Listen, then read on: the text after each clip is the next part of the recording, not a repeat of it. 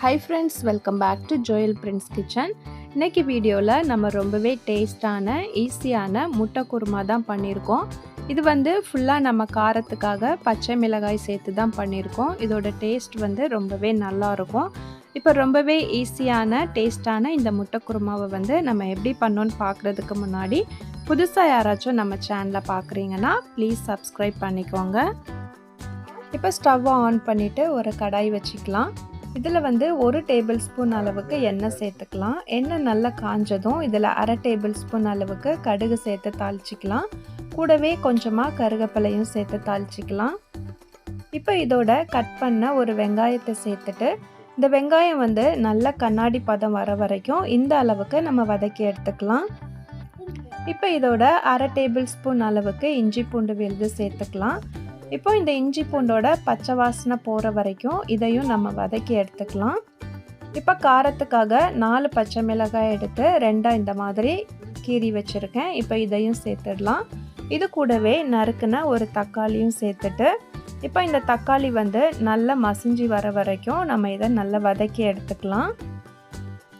தக்காளி வந்து இந்த அளவுக்கு நல்லா மசிஞ்சு வந்ததும் இதோட 2 உருளைக்கிழங்கு எடுத்துகிட்டு க்ளீன் பண்ணிவிட்டு இந்த மாதிரி மீடியம் சைஸாக நான் கட் பண்ணி எடுத்திருக்கேன்.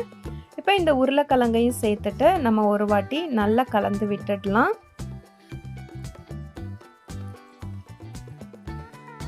இப்போ நம்ம இதோட தேவையான மசாலா எல்லாமே ஆட் பண்ணிக்கலாம். இதோட இப்போது 1/2 டேபிள் ஸ்பூன் அளவுக்கு தனியாத்தூள் சேர்த்துக்கலாம். இது கூடவே 1/2 டேபிள் ஸ்பூன் அளவுக்கு கரம் மசாலா சேர்த்துக்கலாம். கூடவே 1/4 டேபிள் ஸ்பூன் அளவு மஞ்சள் தூள் சேர்த்துட்டு நம்ம இதை ஒரு வாட்டி நல்லா கலந்து எடுத்துக்கலாம். நல்லா கலந்து விட்டதுக்கு அப்புறமா இதோட இந்த உருளைக்கிழங்கு வேகிறதுக்கு தேவையான தண்ணி சேர்த்துட்டு மறுபடியும் ஒரு வாட்டி நம்ம இதை நல்லா கலந்து விட்டுட்டு ஒரு மூடி போட்டு உருளைக்கிழங்கு வேகிற வரைக்கும் நம்ம நல்லா வேக விட்டுடலாம். இது வேகிற டைமில் நம்ம குருமாக்கு தேவையான மசாலா வந்து அரைச்சி ரெடி பண்ணிக்கலாம். ஒரு மிக்ஸி ஜார் எடுத்துக்கோங்க. இதில் வந்து ஒரு 3லேருந்து 4 டேபிள் ஸ்பூன் அளவுக்கு தேங்காய் சேர்த்துக்கலாம். இது கூடவே 1/4 டேபிள் ஸ்பூன் அளவுக்கு மிளகு சேர்த்துக்கலாம். கூடவே 1/2 டேபிள் ஸ்பூன் அளவுக்கு சோம்பு சேர்த்துட்டு இதோட இப்போ இந்த தேங்காய்க்கு தேவையான தண்ணி சேர்த்துட்டு இதை வந்து நம்ம நல்ல பேஸ்ட்டாக இப்போ அரைச்சி எடுத்துக்கலாம். இதை வந்து இப்போ ஓரமாக வச்சிடலாம். இப்போ நம்ம வெந்துட்டுருக்க உருளைக்கிழங்கு வந்து இடையில மட்டும் ஒரு வாட்டி இது மாதிரி ஓப்பன் பண்ணி நல்லா கலந்து விட்டுட்டு மறுபடியும் மூடி போட்டு இது வந்து நல்லா வேகிற வரைக்கும் நம்ம விட்டுடலாம். இப்போ மறுபடியும் ஒரு 3 நிமிஷத்துக்கு அப்புறம் ஓப்பன் பண்ணி பார்த்தோன்னா நம்ம சேர்த்துருந்த தண்ணி எல்லாமே நல்லா வற்றிட்டு வந்திருக்கு. இப்போ உருளைக்கிழங்கு வெந்துட்டான்னு இந்த மாதிரி ஸ்பூன் வச்சு லைட்டாக கட் பண்ணி பார்க்கலாம். நல்லா கட்டாகி வருது. உருளைக்கிழங்கு வந்து நல்லா வெந்திருக்கு. இந்த ஸ்டேஜில் நம்ம வந்து அரைச்சி வச்சுருந்த அந்த தேங்காய் மசாலாவை எடுத்து நம்ம இதோட சேர்த்துடலாம்.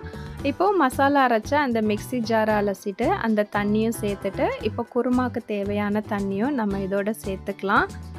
இப்போ இதோட தேவையான அளவுக்கு உப்பு சேர்த்துட்டு ஒரு வாட்டி நம்ம இதை நல்லா கலந்து விட்டுடலாம்.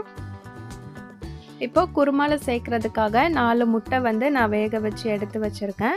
இப்போ இந்த வேக வச்ச முட்டையில் வந்து நம்ம கத்தி வச்சு இந்த மாதிரி லைட்டாக சின்னதாக கீறல் போட்டுக்கலாம். இப்போ இது மாதிரி எல்லா முட்டையிலுமே போட்டுட்டு நம்ம வந்து அந்த குருமாவில் வந்து இந்த முட்டை எல்லாத்தையும் சேர்த்துக்கலாம். சேர்த்துட்டு இதை வந்து ஒரு வாட்டி நம்ம நல்லா கலந்து விட்டுடலாம். கலந்து விட்டு இப்போ ஒரு மூடி போட்டு மூடிட்டு ஃப்ளேமை வந்து நீங்கள் வந்து மீடியமாக வச்சுடுங்க. வச்சுட்டு இதை வந்து ஒரு 10 நிமிஷத்துக்கு நம்ம வந்து குக் பண்ணி எடுத்துக்கலாம். இப்போ பார்த்தீங்கன்னா 10 நிமிஷம் ஆயிடுச்சு. நம்ம வந்து ஓப்பன் பண்ணி பார்க்கலாம். இப்போ பார்த்தீங்கன்னா குருமா வந்து நல்லா கொதிச்சுட்டு நல்லா கரெக்டாக திக்காகி வந்திருக்கு. நம்ம வந்து முட்டையில் இந்த கீரல் போட்டு சேர்த்துருந்ததுனால இந்த குருமாவில் இருக்க அந்த மசாலா எல்லாமே முட்டை உள்ளே இறங்கி டேஸ்ட்டுமே ரொம்பவே நல்லாயிருக்கும். இப்போ வந்து நம்ம இது மேலே கொஞ்சமாக கொத்தமல்லி இலையை தூவிட்டு நம்ம ஸ்டவ்வை ஆஃப் பண்ணிடலாம். இப்போ குருமாவை வந்து நம்ம வேறு ஒரு பவுலுக்கு மாற்றிக்கலாம். அவ்வளோதான், நம்மளோட ரொம்பவே ஈஸியான டேஸ்டான முட்டை குருமா வந்து இப்போ சூப்பராக ரெடி ஆயிடுச்சு.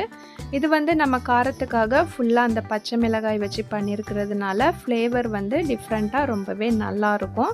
இது வந்து சப்பாத்தி, பூரி, ஆப்பம், அப்புறம் இட்லி, தோசையோடலாம் ரொம்பவே நல்லாயிருக்கும். ரொம்பவே ஈஸியான இந்த முட்டை குருமாவை வந்து நீங்களும் ட்ரை பண்ணி பாருங்கள். ட்ரை பண்ணி பார்த்துட்டு எப்படி வந்துச்சுன்னு கமெண்ட்டில் சொல்லுங்கள். வீடியோ உங்களுக்கு பிடிச்சிருக்கும்னு நினைக்கிறேன். வீடியோ பிடிச்சிருந்துச்சுன்னா லைக் பண்ணிவிட்டு ஷேர் பண்ணுங்கள்.